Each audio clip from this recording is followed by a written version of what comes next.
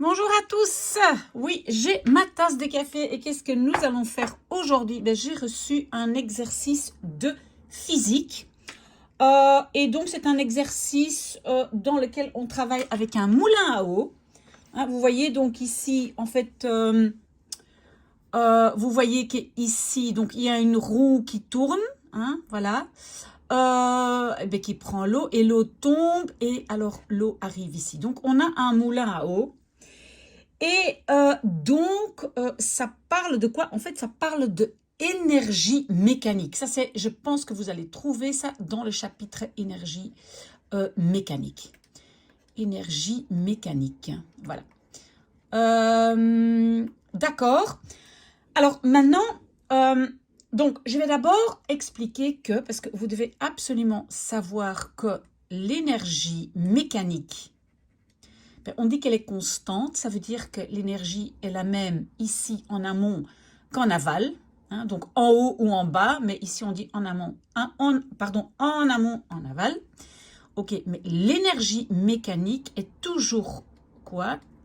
Qu'est-ce que c'est? C'est l'énergie potentielle plus l'énergie cinétique. Bon, énergie cinétique, c'est l'énergie de quelque chose qui bouge. L'énergie potentielle, c'est quelque chose qui a de l'énergie, mais ne l'a pas encore utilisée. Et je ne sais pas pourquoi, mais quand moi j'expliquais ça à mes enfants quand ils étaient plus jeunes, en fait, ils avaient beaucoup plus facile à imaginer ça avec une voiture. Imaginons que nous avons une voiture ici en haut, elle ne bouge pas, voilà, elle est juste là. On sait très bien que, pourquoi cette voiture, elle a une énergie potentielle, parce que si elle tombe de là-haut, parce qu'on est à 15 mètres, vous avez vu ça? Si elle tombe de là-haut jusqu'en bas, elle peut bien tuer quelqu'un. Donc, elle a quand même une énergie, disons, pour tuer quelqu'un ou pour faire un trou dans le sol. Elle a une énergie potentielle, mais pour l'instant, elle est à l'arrêt.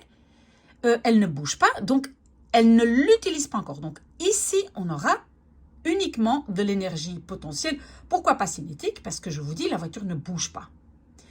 Et puis, quelqu'un va la pousser.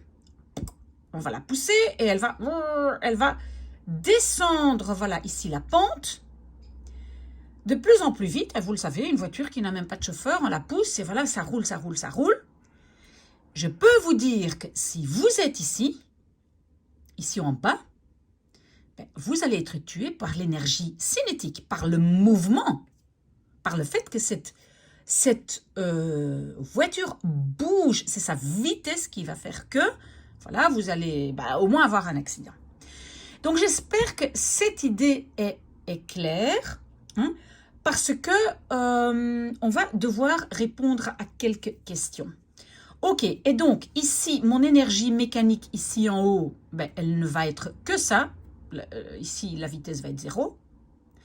Mais en bas, là, la voiture, ici en bas, elle ne sait pas tomber plus bas, elle n'a plus d'énergie potentielle, mais par contre, elle a de l'énergie parce qu'elle bouge, donc de l'énergie cinétique, d'accord? Ok, alors maintenant, on va voir quelle est la première question du professeur. Apparemment, c'était une question de l'examen. Quelle forme d'énergie mécanique possède l'eau d'un lac en milieu montagneux? Donc, nous avons un lac quelque part, hein, dans la montagne. Voilà, imaginons le lac est ici. Donc, dans le lac, le lac, l'eau, elle est là. Elle reste là, elle ne bouge pas. Mais elle est donc dans la montagne et ça veut dire qu'elle est à une certaine hauteur. Donc, vous allez quand même être d'accord avec moi que la réponse va être ce lac, il a une énergie potentielle. Vous pouvez écrire le mot complet, énergie potentielle, mais moi j'écris énergie potentielle, EP, d'accord? Alors, le professeur demande aussi de justifier. Donc, le professeur demande justifie. Pourquoi est-ce que ce lac a de l'énergie potentielle? Parce qu'elle se trouve en hauteur. Et comment on le sait? Parce qu'il y a marqué le mot montagneux. Donc, à cause de l'hauteur, donc j'écris hauteur. Donc, vous devez écrire, il y a une énergie potentielle parce que le lac se trouve à une certaine hauteur. D'accord? Ça, c'est la réponse. OK. B. La question B, c'est quelle forme d'énergie mécanique l'eau de la rivière acquiert-elle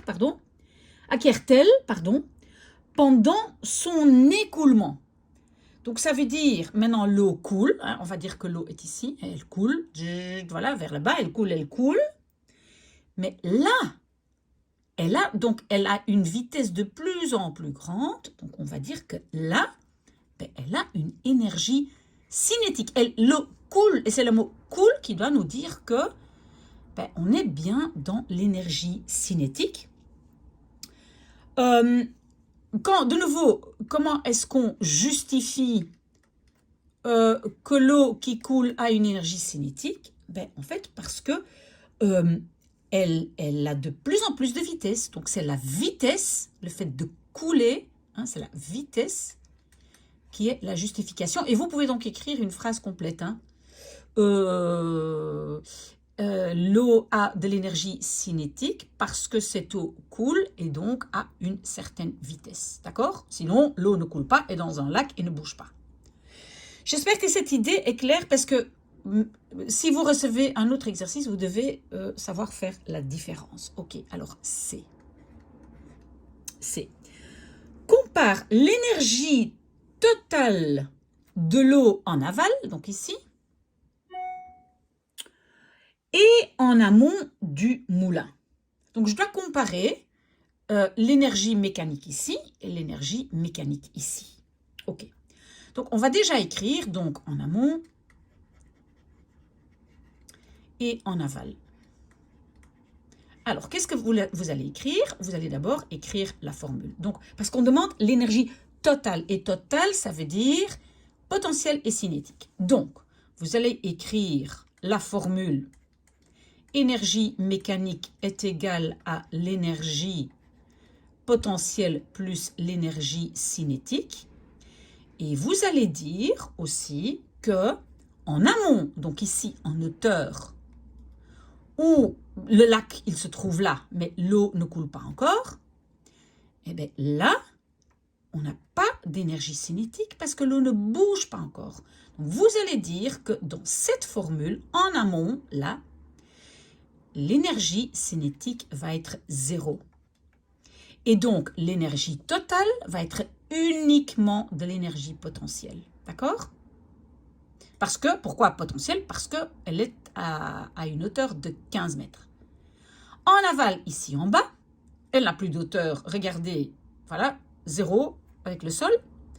Donc, vous allez de nouveau écrire votre formule, parce qu'il faut toujours utiliser la formule. Hein.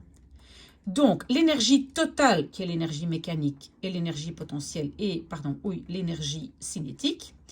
Et là, vous allez dire, comme il n'y a plus d'auteur, hein, l'eau est en bas, en aval, l'énergie potentielle n'existe plus, va être 0, et donc, l'énergie totale va uniquement être l'énergie cinétique. Comme on a dit, l'énergie en haut et l'énergie totale en haut et l'énergie totale en bas sont les mêmes parce qu'on dit donc que l'énergie mécanique est constante, donc est partout la même. Donc, ça veut dire que ça est égal à ça. Hein, ça doit être égal à ça. L'énergie mécanique en amont est égale à l'énergie en aval. Et donc, les potes en haut, l'énergie potentielle en haut va être égale à l'énergie cinétique en bas. Donc, en fin de compte, vous allez dire que l'énergie potentielle en haut va être égale à l'énergie cinétique ici en bas, en aval. D'accord? S'il y a des questions, vous savez, vous pouvez toujours me les poser. Hein. J'ai encore de la place ici. Je vais voir. OK, D. Qu'est-ce que le professeur demande? Oui. Donc, deux propositions incorrectes. Elle va donner 2 propositions incorrectes. Corrige et complète. OK. Donc, la première à corriger, compléter, écoutez bien. L'énergie cinétique d'une goutte d'eau double lorsqu'elle va 2 fois plus vite. Bon. première chose à retenir, c'est qu'on parle ici de énergie cinétique. Voilà. Et je peux vous dire, vous ne devez pas deviner ça comme ça. Hein. Vous devez toujours utiliser la formule. Et comment est-ce qu'on va calculer finalement l'énergie cinétique? Vous devez donc connaître cette formule par cœur. L'énergie cinétique, c'est toujours la masse multipliée par la vitesse au carré divisé par 2. Ça, c'est la formule. D'accord? OK. Donc, cette formule, absolument connaître. Hein, absolument connaître. OK. Mais maintenant, on dit, donc, l'énergie cinétique d'une goutte d'eau double lorsqu'elle va 2 fois plus vite. Donc, qu'est-ce qui va se passer? Elle va 2 fois plus vite. Hein? Ça va être 2 fois plus vite, la vitesse. Est-ce qu'alors, mon énergie cinétique va aussi être 2 fois plus vite? Et comment moi je vais faire ça? Je vais une fois prendre la vitesse qui est par exemple 2, et une fois je vais doubler la vitesse et je vais dire ma vitesse est 4. Vous voyez pourquoi? Parce qu'on a dit on va doubler la vitesse et on va regarder ce qui se passe. OK. Donc d'abord, on va regarder quand ma vitesse est 2, qu'est-ce qui se passe? Et puis, qu'est-ce qui va se passer quand ma vitesse est égale à 4? Qu'est-ce qui va se passer? OK. Donc, comment je vais faire? La masse, voilà, fois 2 au carré, divisé par 2. Et ici, ma vitesse va être 4, donc ici, ça va être la masse, fois la vitesse qui est le double, mais au carré, divisé par 2. Et je vais regarder maintenant ce qui se passe de là à là. On voit que la masse ne change pas. Divisé par 2 ne change pas. Donc, la seule chose qui change, c'est ça et ça. D'accord? Donc, ici, 2 au carré, c'est 4. Et ici, 4 au carré, c'est 4 fois 4, c'est 16. Donc, est-ce que c'est correct de dire, quand ma goutte d'eau va 2 fois plus vite,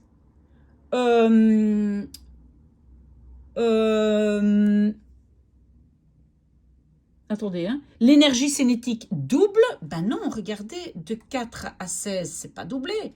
De 4 à 16, mon énergie cinétique, qu'est-ce qui se passe avec mon énergie cinétique? Je l'ai calculé, ben ça va être fois 4. Donc, ici, vous devez écrire, donc la même chose, donc l'énergie cinétique est multipliée par 4, mais vous l'écrivez en mots, hein, lorsque elle va 2 fois plus vite. Vous reprenez la phrase que votre professeur a écrite. Ça va?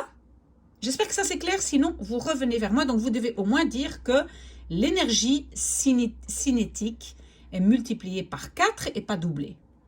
OK? Mais maintenant, je n'ai plus de place. Et si maintenant, je mettais ça ici? Voilà, je vais écrire ça ici, hein, pour ne pas encore... Oups, voilà. OK. Parce que j'ai maintenant la deuxième. Donc ici, j'avais une première proposition incorrecte. Et maintenant, le professeur donne encore une deuxième proposition incorrecte. Et qu'est-ce qu'elle va dire? Elle parle maintenant de l'énergie potentielle. Elle dit, l'énergie potentielle d'une goutte d'eau diminue de moitié lorsque sa masse double. Bon, on oublie encore un instant. On va d'abord écrire notre formule. Attention ici aussi, cette formule, absolument la connaître. La masse fois la gravité fois la hauteur. D'accord? OK. Et donc maintenant, je regarde. Donc, qu'est-ce qu'on va dire? Lorsque sa masse double. Sa masse double. La masse, si la masse est doublée, on va regarder ce qui se passe. Mais donc, le professeur a dit l'énergie potentielle diminue de moitié. Nous, on va regarder ce qui se passe. On va voir, on va doubler la masse et on va voir ce qui se passe. D'accord? Donc, d'abord, de nouveau, je vais prendre comme masse 2. Et je vais aussi, une fois, prendre comme masse 4. Bon, vous pouvez prendre autre chose, mais ici, je double. Si vous prenez 4, après, vous doublez, vous prenez 8. Mais moi, 2 et 4, c'est le plus facile. Donc, une fois, je calcule qu'est-ce qui se passe avec ma formule quand la masse est 2 et qu'est-ce qui se passe quand je double la masse. OK. je vais calculer. Ici, qu'est-ce que je vais avoir comme solution? Donc, je vais avoir la masse. Pardon, je vais avoir 2 fois G fois H. Et ici, qu'est-ce que je vais avoir quand je mets dans ma formule la masse? 4 fois G fois H. Donc, je vois que tout reste la même chose, sauf ça. Donc, de là à là, qu'est-ce qui s'est passé? Ben, en fait, l'énergie potentielle a doublé. De 2 à 4, c'est doublé. Donc, je peux écrire, lorsque la masse double, l'énergie d'une goutte d'eau double aussi. D'accord? J'espère que ça, c'est clair. Est-ce qu'il y avait encore autre chose? Oui, il y a encore le E, mais donc je vais essayer d'effacer alors mon petit tableau. Et on a encore un D. D. OK. Voilà, D. Et qu'est-ce que le professeur demande en D? Oh non, pardon, c'est E. On avait déjà D, non? Oui, pardon, c'est E. Pardon. OK. Allez, hop, on recommence. Voilà. Alors, écoutez bien, en considérant, et après on va le décortiquer, en considérant le comportement de l'eau, donc de l'écoulement, le professeur dit bien l'écoulement, comme étant semblable à celui de la chute d'un objet, calcule la vitesse d'une goutte d'eau à son arrivée sur les pales du moulin, qui se situe en aval. Ok, souvenez-vous, en aval, donc on avait en amont, et puis voilà, hop, en aval. Donc, en aval, c'était en bas. Maintenant, qu'est-ce que le professeur dit? Donc, on va faire le calcul comme si la goutte d'eau tombe, comme un objet qui tombe. Voilà, une chute, voilà, comme ça. Et on savait que la hauteur était de 15 mètres. Elle donne aussi la gravité qui normalement est 9,8 blablabla, mais elle dit, vous pouvez prendre 10 newtons par kilo. Elle le donne, voilà, elle le donne. Vous pouvez arrondir. OK. Maintenant, je répète. Donc, le comportement de l'eau écoulement, donc l'eau qui tombe de là à là, hein, donc elle va avoir une certaine vitesse, elle va tomber bas. Et on doit donc calculer la vitesse de la goutte d'eau quand elle arrive en bas. Elle dit dans les pales, vous voyez les pales, c'est des machins comme ça sur un moule, enfin c'est pas important. Donc on va dire que quand elle tombe en aval, donc elle tombe. OK. Alors, donc nous savons que l'énergie mécanique, l'énergie mécanique est constante partout. Et quand je vais devoir trouver un certain inconnu, très souvent, je ne peux pas le faire juste en calculant quelque chose en bas. Donc, qu'est-ce que je vais faire? Je sais que l'énergie mécanique en haut est égale à l'énergie mécanique en bas. L'énergie mécanique ici en haut était uniquement énergie potentielle. Hein? L'énergie cinétique était 0. Mais ici en bas, j'avais uniquement de l'énergie cinétique. OK. Ma formule ici, est-ce que je la connais encore? C'est donc M fois G fois H. Vous vous souvenez? Sinon, vous le notez, vous mémorisez. Hein? Et l'énergie cinétique, c'était comme ma formule. Oui, la masse multipliée par la vitesse au carré divisé par 2. Voilà. Maintenant, j'ai ma formule et maintenant, je vais donc mettre tous les éléments dedans. Je vais peut-être continuer ici. Voilà, souvent, on met comme ça. Je vais continuer ici à côté parce que sinon, je n'ai pas assez de place. Donc, en fait, je vois que si j'ai un même élément à droite et à gauche, bah, voilà, je peux le barrer parce que c'est la même chose là. Et là, ça, je peux faire des deux côtés de l'équation. D'accord? Alors, G, je sais ce que c'est. On me l'a donné ici. Donc, c'est 10 newtons par kilo. Moi, je pense que parfois, et je sais que nous, on pouvait le faire, on oublie les unités et on les remet par après. Simplement, il faut être sûr que tout ce qui est masse est en kilos, etc., qu'on ne confond pas des grammes et des kilos, mais nous, on pouvait, vous, je ne sais pas. Alors, hauteur, c'était quoi? L'hauteur était 15 mètres. Vous voyez, j'ai mis la H1, hauteur, c'était 15 mètres. Est égal à, et ici, j'ai donc la vitesse, mais je ne connais pas la vitesse, justement, je vais la calculer, et je divise ça par 2. D'accord? OK. Alors, je continue ici. Donc, je vais faire 10 fois 15. D'accord? 10 fois 15, ça fait 150 Newton-mètre divisé par kilo est égal à la vitesse au carré divisé par 2. Bon, le 2, vous savez, il va aller par là. Hein? Diviser là devient multiplier là. Donc, j'ai 150 fois 2, ça fait 300. Voilà. Est égal à la vitesse au carré. Donc, si maintenant, vous allez écrire Newton en kilo, etc., je ne sais pas si vous êtes obligé de le faire.